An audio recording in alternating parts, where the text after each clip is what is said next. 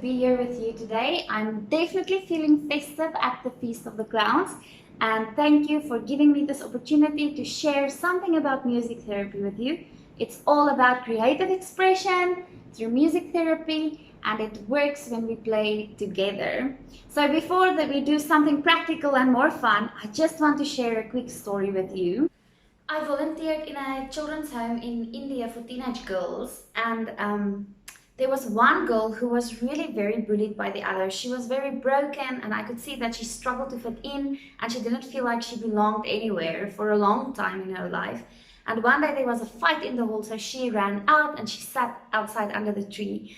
And I just came actually, and I saw there's a hassle going on, and I went out and I sat with her under the tree. And it was super awkward because I don't speak Hindi and she doesn't speak English. Only little bit we can speak. So I just started humming a song, and she looked at me like I'm a little crazy. But then I asked her and I said, please you sing a song for me. I would love to hear your voice.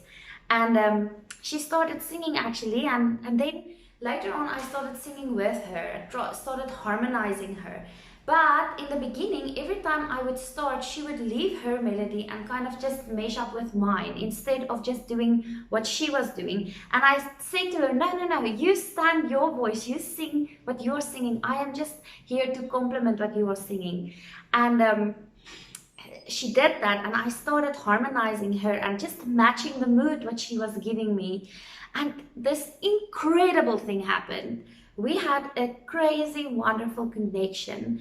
We couldn't connect with culture, we couldn't connect with language, we couldn't connect with opinions or background or anything. There was literally nothing about us that was the same. But what was the same, that we had this one goal of making music together, of making beautiful music together. And in that making of music together, both our voices being equally heard, equally important, and both validated, it brought out this beautiful music and this feeling of belonging and connection within both of us. And that is what we strive for in life, in our relationships as well. So we're going to do a quick art drawing activity. You will probably do this after the video. I will put it in the questions. So I want you to draw artwork with a mouse and an elephant. But both of them has to be equally important. You know, usually when you look at a painting, there's a vocal point that kind of grabs your attention first. But I want both of them to be so equal that your eyes kind of has to decide where to go first, either the mouse or the elephant. Now in art, there are different ways to do that, because a mouse is obviously smaller and the elephant is bigger, so your eyes will go to the big thing first. But you can give the mouse more detail than you give the elephant, which will attract your eyes to the detail. Or you can use a brighter color in the mouse than in the elephant, which can also attract your eyes to the mouse. That means we are being sensitive towards characters. And that is what we in life can also do, and what I learn in music therapy so much is that every character is important, and we have to give importance to every human heart and every character in the world. And we can do that by being sensitive towards each other. So that is our goal here, and I'm going to talk to you a little bit about how music therapy and some musical elements can help us to do that better. And starting, we will do it with some music. So, since it's Feast of the Clowns, I have a clown here today to help me illustrate some music to you. But before we start, I want to ask you to just take a moment and listen to everything, all the sounds that you can hear in your surrounding area. Look around, listen to what sounds you can hear, cars outside, anything. We'll give a few seconds.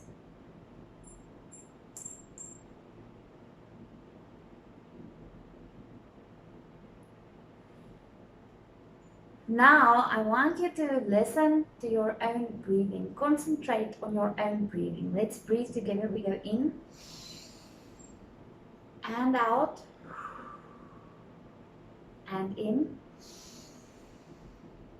and out, and again in and out.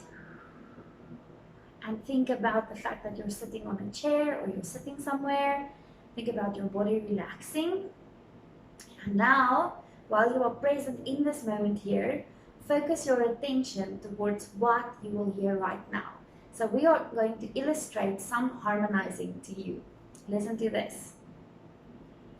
How great is our God. Sing with me, how great is our God. And all will see how great is our God. Okay, so there we were harmonizing each other, and it was beautiful and it was lovely, and we both kept our parts and we felt connected, right? So now the clown has lost its song. So now we're going to try once more and see what happens now. How great is our God. Sing with me, how great is our God. And all will see how great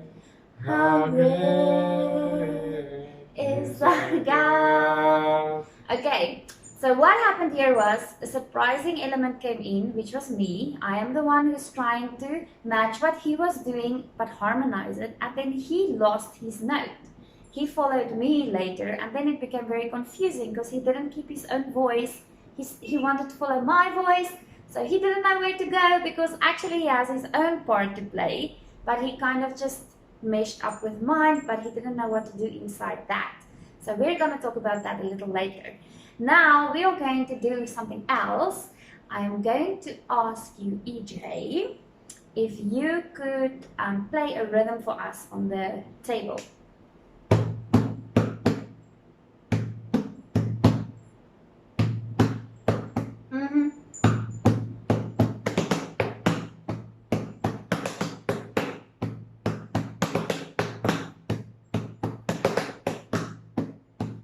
Okay, so what we did was, he played a rhythm, I listened to him, I tried to figure out where he is, and then I matched that rhythm, still doing my own thing, but it fit into where he was. Now, you guys can do this after this workshop. The facilitator must please help, and all of you sit in a circle, and one person starts with any rhythm that you want. You can play it on your legs, or on a table, or even clapping, and one by one, everyone gives one rhythm or sound. Even you can use your voice if you want, and at the end of that circle you are going to see that you created a whole orchestra or a drumming choir together, one by one, adding, listening to the one next to you, adding something, listening to that one, adding something, and some beautiful harmonizing choir happens. Now let's see what happens if I don't listen to EJ. EJ? In my own world here.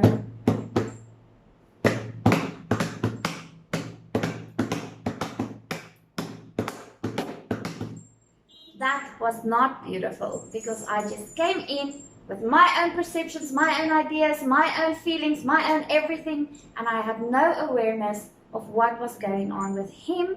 I also did not really practice awareness of what I am doing and how I am influencing the environment. So now we can talk a little bit about what we have just illustrated.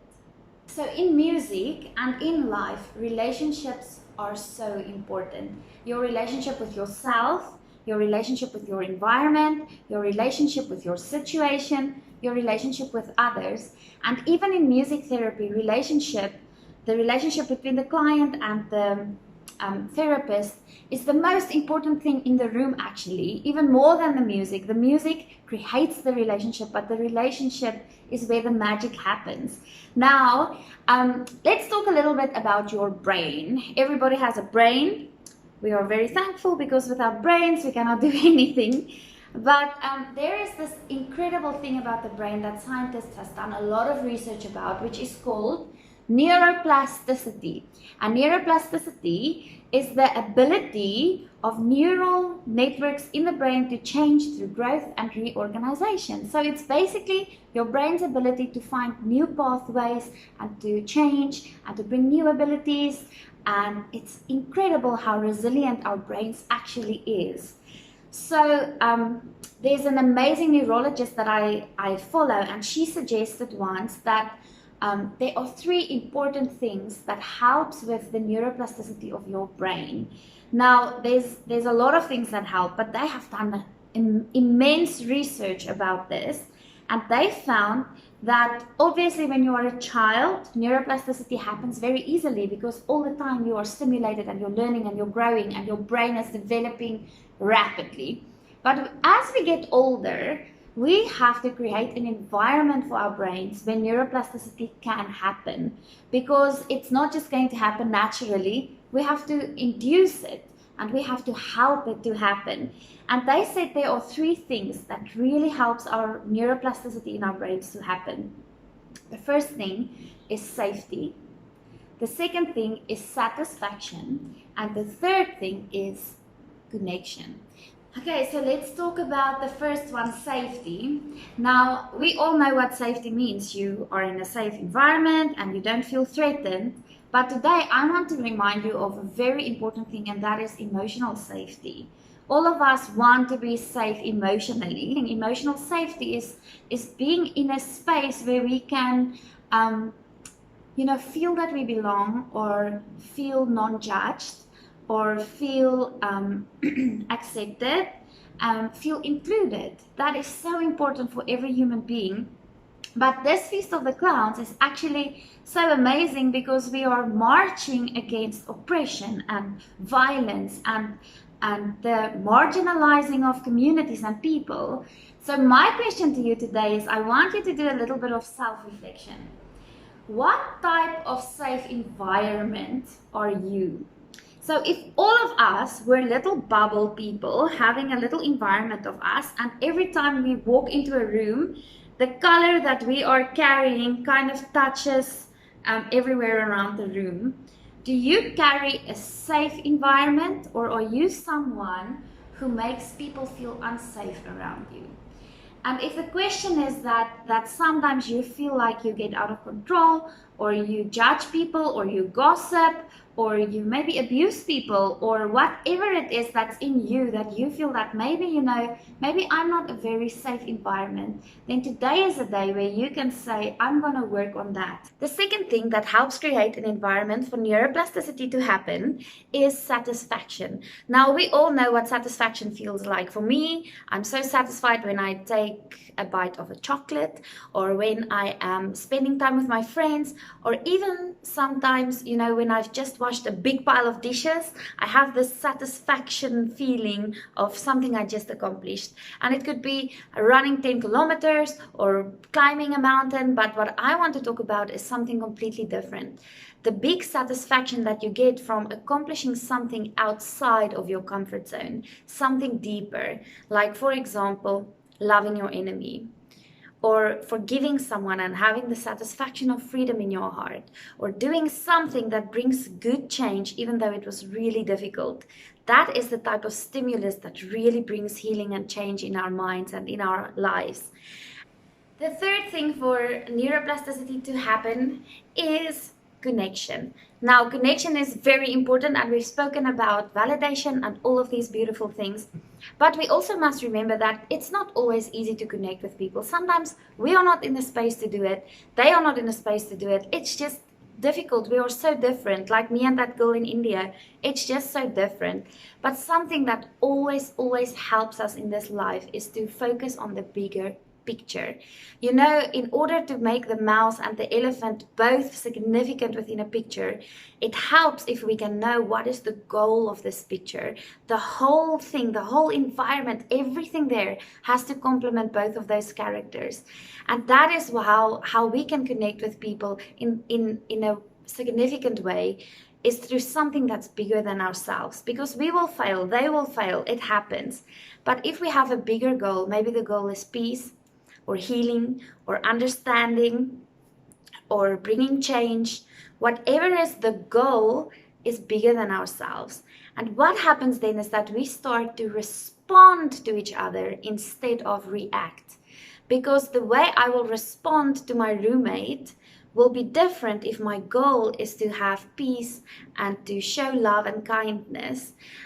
But if I am just focused on my own feelings and my own things happening in my own mind, then whenever she does something I don't like, I will just react to it.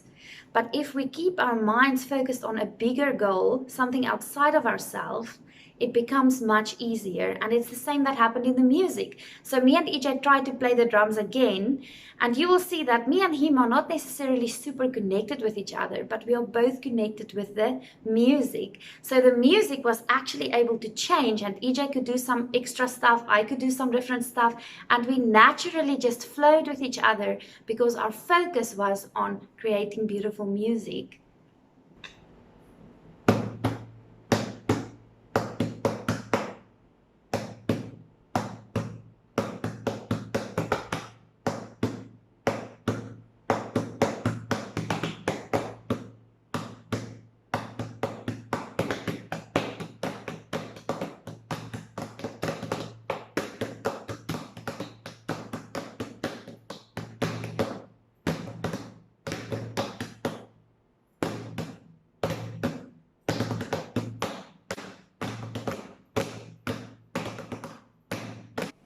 One way that helps us to connect is the habit of empathy, and that is something that all of us have to work on, to have more empathy. If we create more empathy within ourselves, we are able to connect with murderers and even the worst criminals and anyone that we struggle to connect with, because our understanding of situations and of the world becomes a little bit more wide and broad and accepting. So in music we have this one element called pitch, and pitch is how high or how low the music goes. So for example, let me show you a high one. I want to ask you all that in your room together, see who has the highest voice in the room. So I'm going to show you mine. Okay, now you guys try. See who can sing the highest in your room together where you all are watching.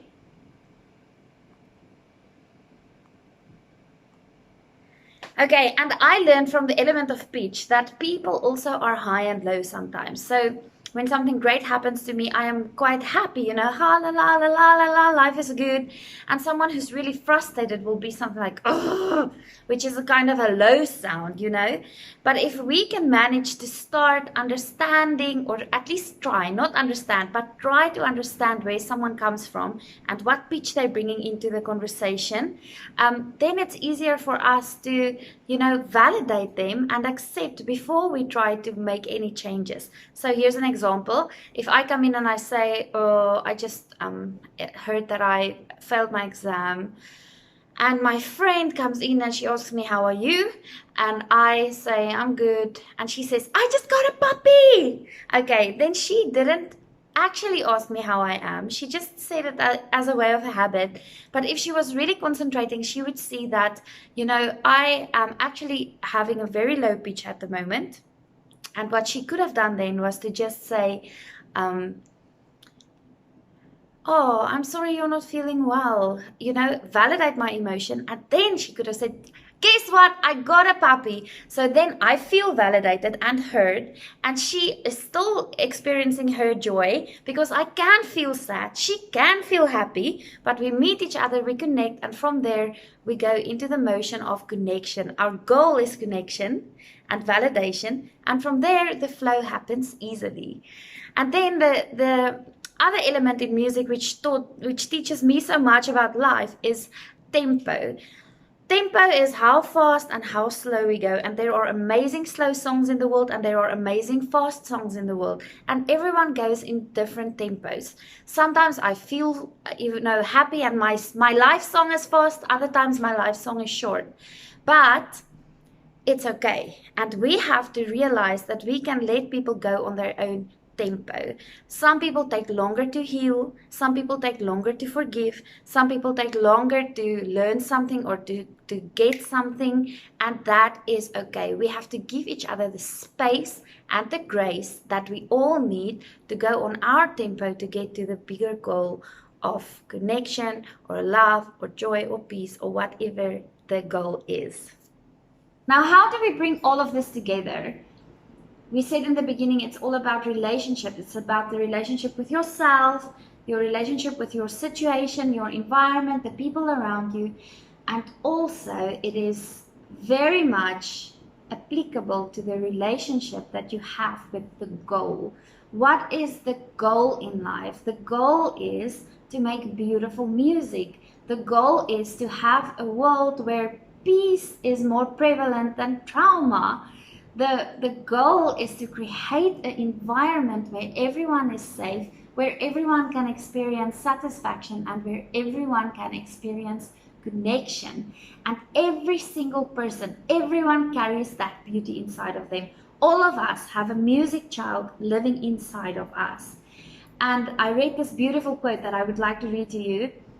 Joe Sala said, growth and healing are seen as closely related to an increased awareness of beauty and the capacity to create it.